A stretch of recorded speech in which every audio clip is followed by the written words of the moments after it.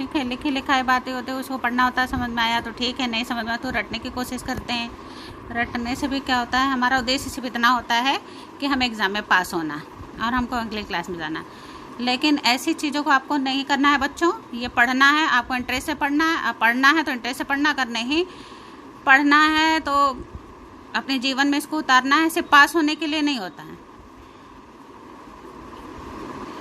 तो ये ना सोचो कि सिर्फ पास होना है, बल्कि कुछ नॉलेज भी लेनी है, कुछ ज्ञान भी लेना है। तो सबसे पहले देखते हैं स्वतंत्रता। ठीक है, तो ये टॉपिक हाईलाइट हो गया।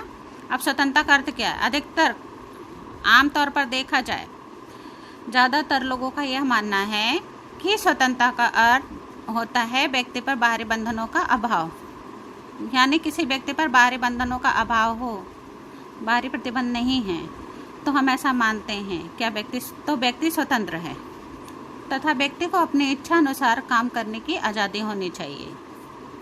किंतु यह आज़ादी का सही अर्थ नहीं है। ज़्यादातर यही माना जाता है कि अगर किसी व्यक्ति पर बाहरी प्रतिबंध नहीं हो, वो अपनी इच्छा अनुसार काम करने के लिए आज़ाद हो, तो हम क्या कहते हैं कि वह स्वतंत्र है। तो ये सिर्फ ये नॉर्मल से लोग ऐसा समझते हैं। क्या रियल में ऐसा है? तो रियल में ऐसा है, तो रियल में ऐसा बिल्कुल नहीं, बल्कि स्वतंत्र का अर्थ इतना सीमित नहीं है कि जितना हम 2 लाइनों में बताए थे, बल्कि स्वतंत्रता का अर्थ इससे बहुत ज़्यादा व्यापक है, बहुत बड़े व्यापक लेवल पर है। तो आइए इसको हम डिटेल में पढ़ते हैं।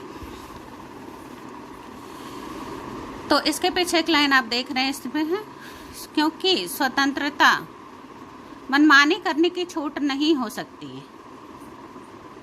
तो स्वतंत्रता ऐसा नहीं हो सकता कि स्वतंत्रता केवल मनमानी करने की छूट हो, यानी सभी स्वतंत्रों के सब मनमानी करने लगे। तो ये मतलब ये नहीं है कि स्वतंत्रता की हम मनमानी करें। आज़ादी है तो हम मनमानी करें, हम कुछ भी करने के लिए आज़ाद हैं, हम कुछ भी करने के लिए जो है आगे हैं। तो स्वतंत्रता का वास्तविक परिभाषा क्या है या अर्थ क्या है, स्वतंत्रता किसे कहते हैं बच्चों? तो व्यक्ति पर न्यायिक प्रतिबंधों का होना। दूसरे रूप में स्वतंत्रता का अर्थ है कि व्यक्ति को करने योग्य कार्य करने की आज़ादी। स्वतंत्रता एक ऐसी अवस्था है जिसमें व्यक्ति अपनी रचनात्मक क्षमताओं का विकास करे। तो बच्चों यहाँ पे यही कहने का मतलब है व्यक्ति पर न्यायिक प्रतिबंधों का होना ज़रूरी है। यदि हम स्वतंत्र हैं या हमारी स्वतंत्रता हमें मिली हुई है, तो हमारे ऊपर हमें ये पता नहीं कि हम कितने स्वतंत्र हैं, हमारा अधिकार क्षेत्र क्या है। तो जहाँ पे प्रतिबंधों का होना हमारे लिए ज़रूरी है।